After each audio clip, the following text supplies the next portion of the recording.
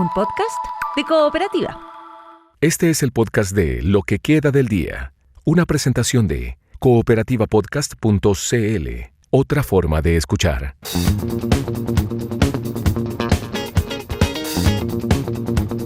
Hola, este es un nuevo episodio de Lo que queda del día. Las negociaciones de Estados Unidos con Chile están apuntando a tratar de enfrentar este aumento en las tarifas o los impuestos a nuestras importaciones que llegó al 12,5%. De eso conversamos con la ex directora de Relaciones Económicas Internacionales, Claudia Sangüesa, quien dice que el temprano alineamiento del gobierno de José Antonio Kast con Estados Unidos no logró impactar en el tema de los aranceles. También vamos a escuchar la conversación con Verónica Undurraga, destacada constitucionalista, fue presidenta de la Comisión Experta, recuérdase que elaboró una propuesta de reforma constitucional donde participaron distintos sectores políticos del país. Le preguntamos por la reforma constitucional que ha propuesto el gobierno del presidente José Antonio Kast y que ha enfrentado ciertas críticas desde incluso el oficialismo y muchas desde la oposición.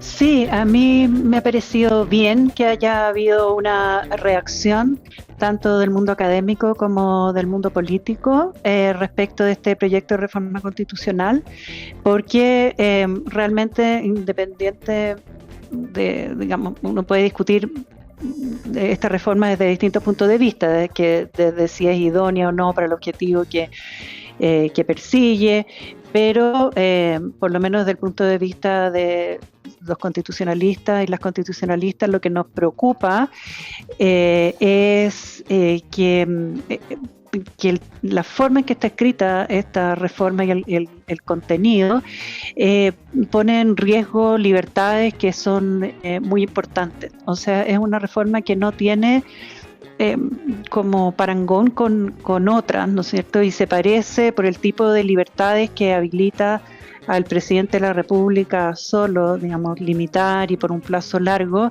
se parece como al estado de asamblea, que es el estado el estado de excepción constitucional propio para cuando hay guerra externa con otro país. Entonces, en realidad es un proyecto complejo y me parece bien entonces que se haya creado esta opinión pública tanto desde el mundo político como del mundo académico y haya llamado la atención sobre ese punto. Ahora, el presidente José Antonio Kast se refirió esta mañana a la crítica que probablemente más eco ha tenido, que tiene que ver con la iliberalidad, estos visos de iliberalidad. Y el ministro Raúl dice que no es un concepto familiar para los chilenos, como tampoco lo es el concepto de autoritarismo. Quizás, Verónica, sería interesante tratar de explicar un poco mejor cuando se acusa de iliberalidad o rasgos de iliberalidad en esta propuesta, si coincides con aquello, porque el presidente ha dicho, si yo fuera iliberal no estaría aquí, en referencia a que estaba dando una entrevista, porque dice los iliberales en general no van a los medios. Pero quizás nos podrías ayudar a entender mejor el concepto y cómo lo ves en medio de esta conversación, porque es importante, porque se ha instalado esta idea de este riesgo de iliberalidad. Bueno, tiene razón el ministro Arrau, que yo creo que es un concepto que la población no usa, pero así no es parte del lenguaje coloquial. Ya, eso no días, significa, por supuesto, no es parte del lenguaje todos los días, pero eso no significa que no se puedan usar esos conceptos por gente que sabe de que digamos, porque un gobierno sabe perfectamente, si uno le dice eso, cuál es la crítica que se está haciendo, ¿no es cierto? Entonces, a ver, lo primero yo diría que para explicar qué es una democracia liberal, que las democracias liberales son las que existen prácticamente en todo Occidente, ¿no es cierto? Y que ha ido modificándose, pero la democracia liberal es una democracia en el que gobiernan las mayorías, pero en el que existe una protección muy importante a las libertades de las personas, de los individuos. Entonces, las mayorías no pueden hacer lo que quieran. Cuando nos hablamos de las mayorías, es por supuesto los representantes de las mayorías, o sea, las personas que salieron elegidas, por ejemplo, el presidente de la República y los parlamentarios, que esos son nuestros representantes elegidos, ¿no es cierto? Entonces, una democracia, en el sentido como más mínimo del término, es el gobierno de la mayoría.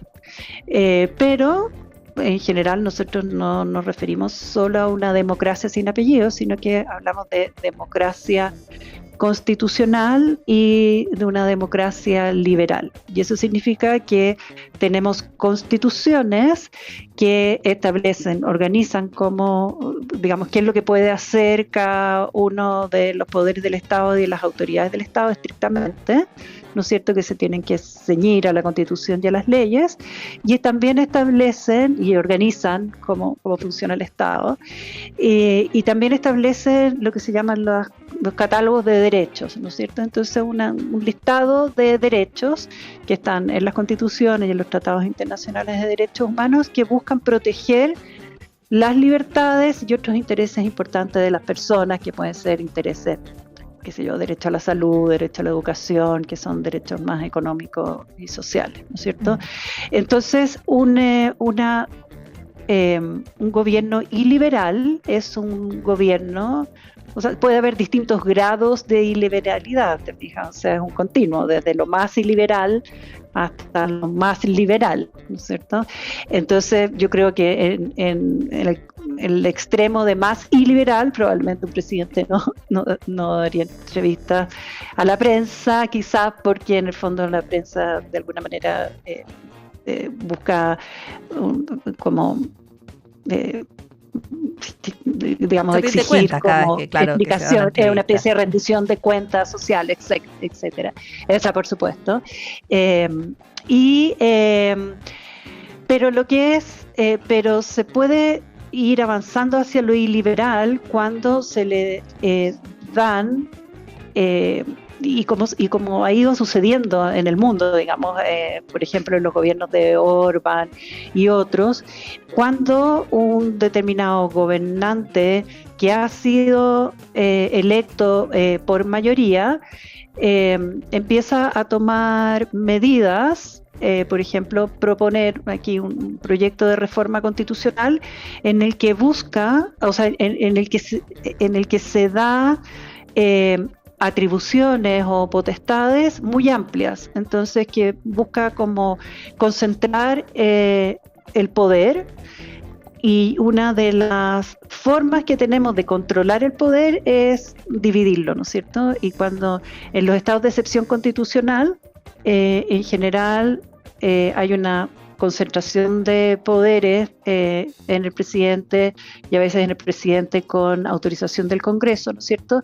Y en este caso de reforma constitucional, el problema mayor que tiene es que esa concentración de poderes es muy fuerte y es por mucho rato y afecta libertades muy importantes, y es por mucho tiempo sin control siquiera del Congreso. ¿No es cierto? Entonces, ese es un problema. Ahora el gobierno está disponible, ha dicho, para que se cambie ese proyecto de reforma en la discusión en el Congreso. Bueno, y esa es una disposición que no es iliberal, es una disposición al diálogo que me parece bien.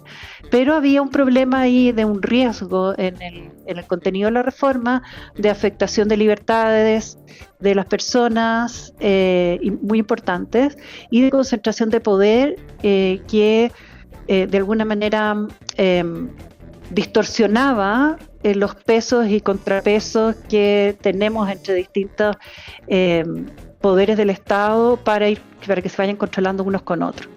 Entonces, una democracia liberal busca esos pesos y contrapesos y busca una protección muy importante de las libertades de las personas. Verónica, nos queda apenas un minuto, pero tus declaraciones respecto a que el estado de excepción, tal como se conoció en la propuesta, podría derivar en detenciones y exilios, generó muchísimo impacto. Hoy el biministro Alvarado ha salido a plantear que toda facultad presidencial, las diseñadas en la reforma, no se podían leer de manera aislada porque tendrían que regirse por una ley orgánica constitucional que establecerá las atribuciones, los controles, los límites. ¿Te convence a ti esa explicación? Lo que pasa es que el proyecto, digamos, busca cambiar la Constitución. Entonces, la Constitución, si es que se aprueba este proyecto, va a habilitar al presidente de la República a cualquier suspensión o restricción de la libertad personal, ¿no es cierto? Entonces sería mejor, ya que se está discutiendo este proyecto de reforma constitucional, que se limitaran esas facultades tan amplias en lugar de establecerlo en una ley, porque si uno lo establece en una ley, aunque sea una ley orgánica constitucional, tiene un quórum de aprobación menor. Entonces, en algún momento esa ley también se puede cambiar, aunque la propia ley lo restrinja, ¿fija? O sea, aunque la ley orgánica constitucional restrinja, siempre el presidente va a estar habilitado a más y la ley se puede cambiar por un quórum que no es el quórum constitucional, que es un quórum menor. Entonces, en realidad no tiene mucho sentido, me parece, o sea, yo entiendo lo que quiere decir el ministro, pero me parece que si se está discutiendo ahora el proyecto de reforma constitucional, lo lógico es corregir en el proyecto y no postergar, digamos, el riesgo hacia una norma, porque en el fondo la Constitución seguiría habilitando esa suspensión y esa restricción amplia de libertad. O sea, es una conversación que va a seguir en el debate. Verónica Undurraga, muchísimas gracias por estos minutos con Cooperativa. Muchas gracias, Paula. Muy buenas tardes. Estás escuchando el podcast de Lo que queda del día. Una presentación de cooperativapodcast.cl. Está en Chile la delegación de Estados Unidos encabezada por Jeffrey Gutmann, el alto representante comercial norteamericano que apunta a definir una hoja de ruta en las negociaciones con la Subsecretaría de Relaciones Económicas Internacionales. Todo esto para enfrentar el arancel adicional del 12,5% que le impuso a Estados Unidos a Chile.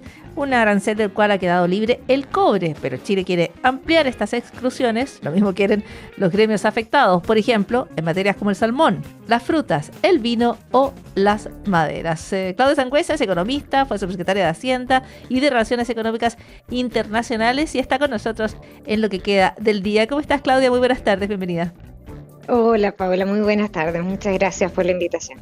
Gracias por la posibilidad de conversar con alguien que conoce la subsecretaría y que nos pueda ayudar a leer además esta negociación que se ha llevado adelante, digamos, en reserva y respecto a la cual lo que se espera es definir una cierta hoja de ruta. Pero me gustaría preguntarte qué tan relevante es que venga personalmente Gutmann a Chile. ¿Es efectivamente una señal de una disposición de Estados Unidos a flexibilizar el arancel o no la podemos leer con tanto optimismo? Sí. Para responder esa pregunta hay que mirar en general lo que ha estado haciendo Estados Unidos con todos los países. Estas aranceles, el 12,5% o el 10% que había el año pasado, son aranceles que no son exclusivos para Chile. Son una política de Estados Unidos contra el mundo, básicamente, y afecta a las economías que importan algún producto a Estados Unidos, casi el 100% de sus importaciones. Entonces, la última definición que tomaron, que fue bajo la sección 301, después de una investigación, que lo que hacía era forzar a los países o pedirle a los países que tuvieran unas leyes y fiscalización para impedir la importación de productos hechos con trabajo forzoso. Derivó en que habían dos categorías de países, unos que tenían el 10% porque tenían la ley pero no fiscalizaban, y el resto de los países que quedó con 12,5%, que no tenían ley ni fiscalizaban. Ahora, en el caso de Chile, nosotros tenemos nuestra propia legislación. Nosotros tenemos firmados convenios internacionales, multilaterales, donde nos comprometemos en ese sentido. Y aquí está regulado el trabajo forzoso interno. Esto no tiene que ver con lo que se hace en el país, sino que con cómo Chile fiscaliza otros países, cómo producen otros países. Ya. Como lo ha resuelto el mundo, es más bien que todos los países avancen de manera autónoma en esos compromisos internacionales. Ya, o sea, lo primero es que esto no es personal, no es solo contra Chile, que esta es una decisión más amplia de Estados Unidos. Ahora, ¿qué sería hoy un buen resultado para Chile? ¿Podría aprobar Chile, por ejemplo, que aquí se toman o se han tomado las decisiones que impiden participar en las prácticas que Estados Unidos quiere contrarrestar y por lo tanto nos eliminaría totalmente el 12,5%? ¿O solo se puede conseguir que se exceptúe algunos sectores, el salmón, por ejemplo, y el resto del 12,5% siga para los demás productos? ¿Qué sería un buen resultado? ¿A qué puede aspirar el gobierno de Chile en la negociación? Bueno, hay que decir que nosotros tenemos un tratado de libre comercio con Estados Unidos que tiene liberalizados 11.000 productos, lo que quiere decir que hay 11.000 productos de la canasta exportadora de Chile que deberían tener arancel cero para entrar a Estados Unidos. Porque además hay 11.000 productos de ellos que tienen arancel cero para ingresar a Chile. Eso por una parte. Entonces, nuestra aspiración es que eso se respete. ¿Sí? La aspiración de Chile debería ser que eso se respete. Después, lo segundo tiene que ver con este contexto, ¿no? La realidad en la cual estamos involucrados. Y esta regla de Estados Unidos, del 10 y 12,5%, exceptúa a varios productos que están en un listado, en un anexo específico. ¿Ya? Entre ellos están, por ejemplo, kiwi, paltas, entre otros.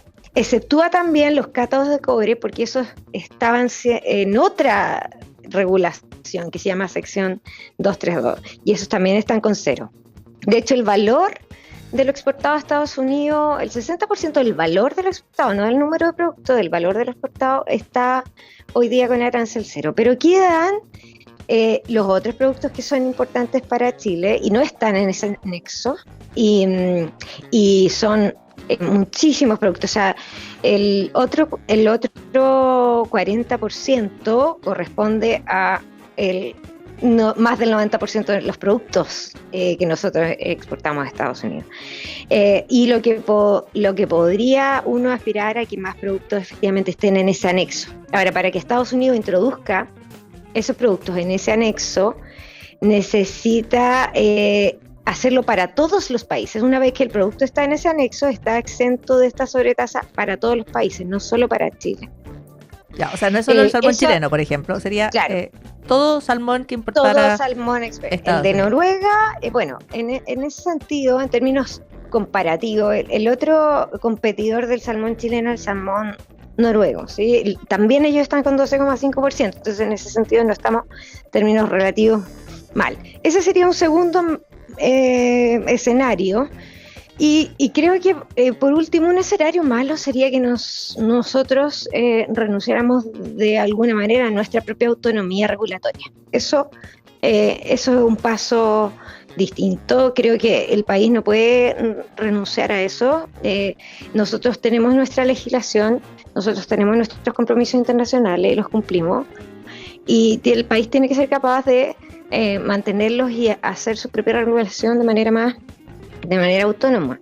¿Y cómo podría ocurrir eso, Claudia? Por ejemplo, que Estados Unidos pidiera que nosotros nos pidiera algún tipo de fiscalización aduanera, garantía sobre el origen de los productos. O sea, cuando dices que algo malo sería que tuviéramos que renunciar a nuestra autonomía regulatoria, ¿eso podría ser algo que nos pidiera Estados Unidos? Nos podría pedir, lo que está pidiendo es que nosotros aceptáramos sus estándares de fiscalización del trabajo forzoso de los otros países. Entonces, ese tipo de cosas nosotros no podemos renunciar a nuestra propia autonomía. Nosotros tenemos nuestras instituciones, nosotros podemos eventualmente en algún minuto de nuestra historia poder querer fiscalizar eso.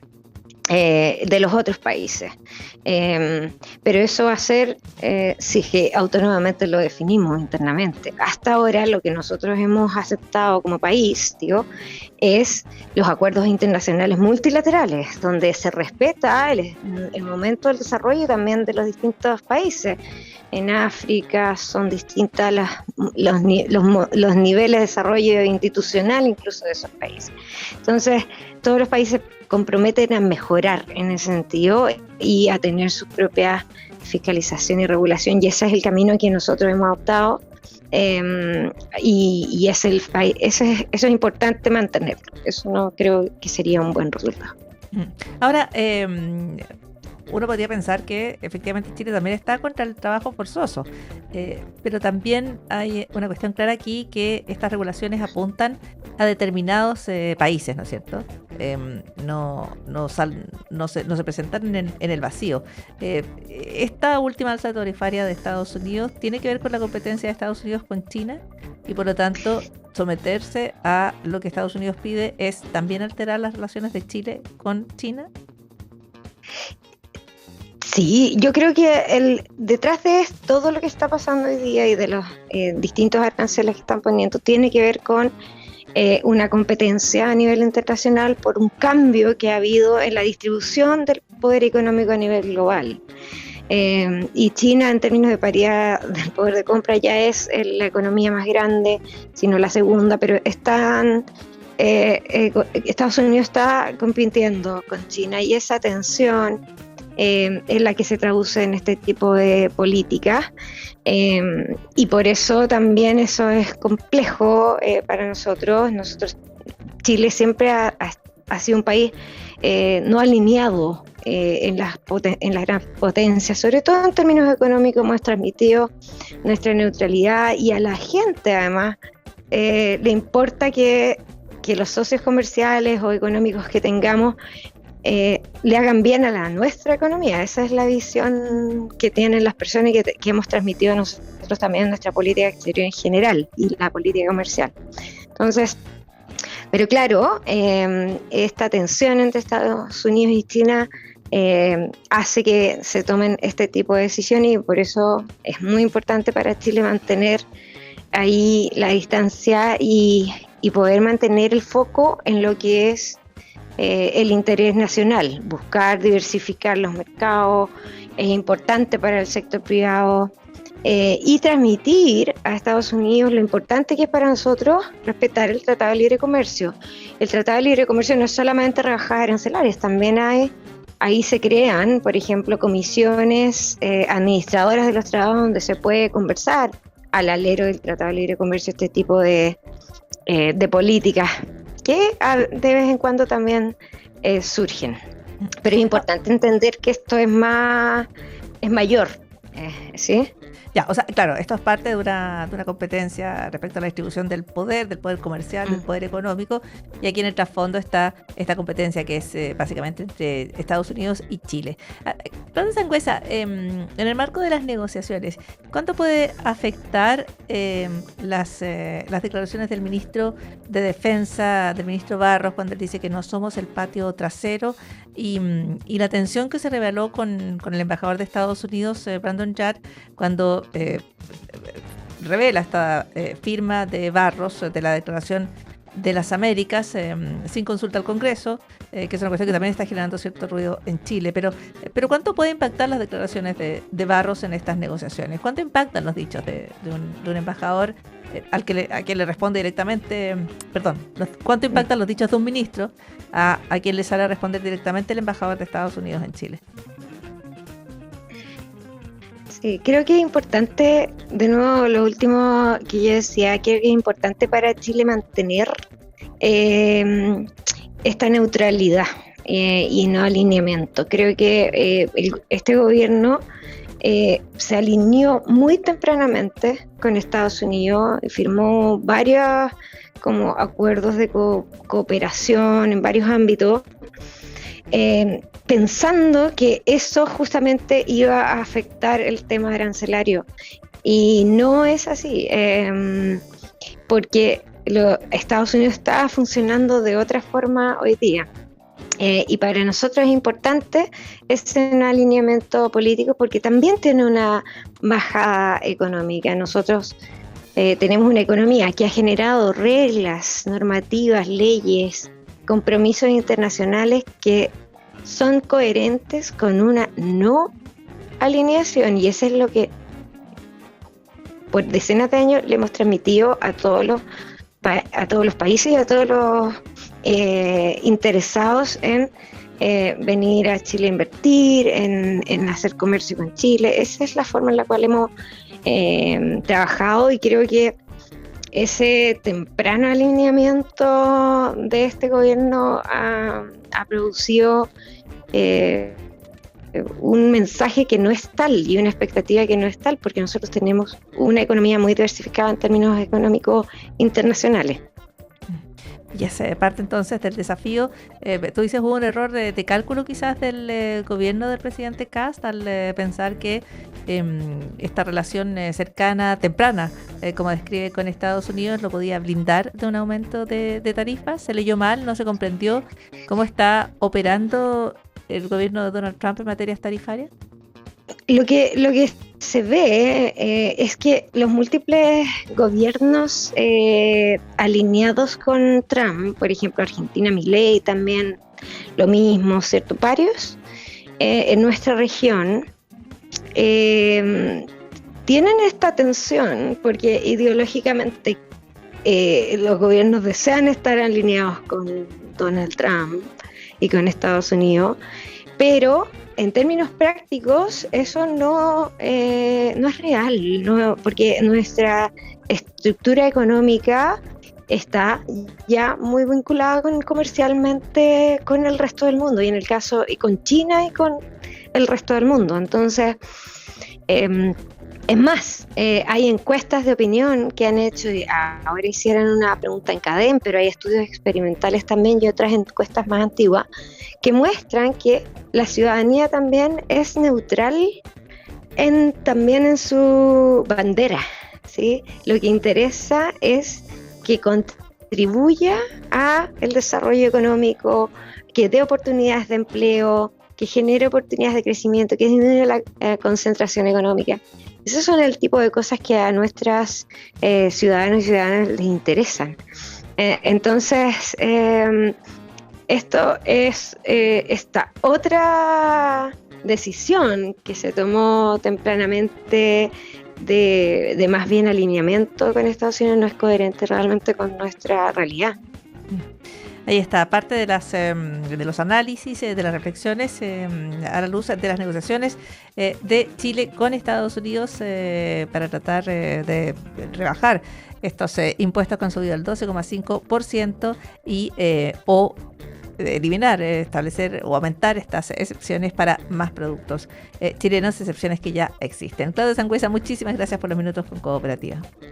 Muchas gracias a ti, Paula. Buenas tardes. tardes. Economista, ex subsecretaria de Hacienda y Relaciones Económicas Internacionales del gobierno de Gabriel Boric. Estás escuchando el podcast de Lo que queda del día, una presentación de cooperativapodcast.cl.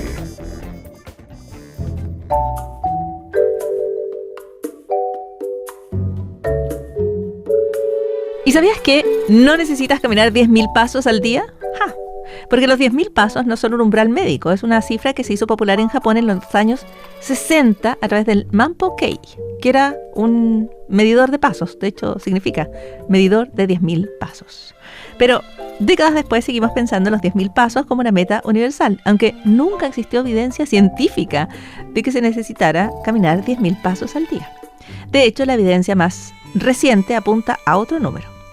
El 2025, The Lancet analizó 57 estudios y encontró que, frente a caminar 2.000 pasos al día, era mejor caminar 7.000 pasos, pero no 10.000. Si caminabas 7.000, había una asociación con menos riesgos de mortalidad, de enfermedades cardiovasculares, de diabetes tipo 2, de síntomas depresivos y de otras situaciones de salud. Y mientras más caminas, más beneficios. Pero ya después de los 7.000 ya es demasiado, quedas como, no es necesario más. O sea, siempre está bien, un paso más. Pero con 7.000 basta.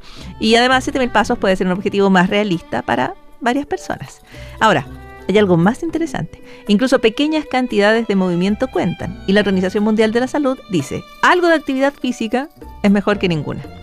Se puede partir con pocos pasos. Se puede caminar con ejercicios más suaves. Para las personas adultas, entre 150 y 300 minutos a la semana de actividad aeróbica moderada, subir una escalera, por ejemplo, y ejercicios de fuerza al menos 2 días por semana. Así que los pasos pueden ayudarnos a medir, nos pueden ayudar en la salud, no son toda la historia. Se puede, moverse más durante el día y eso también suma. Así que no hay una cifra perfecta, pero cada paso cuenta. Y a mejorar la salud paso a paso. Y esto también es parte de lo que queda del día.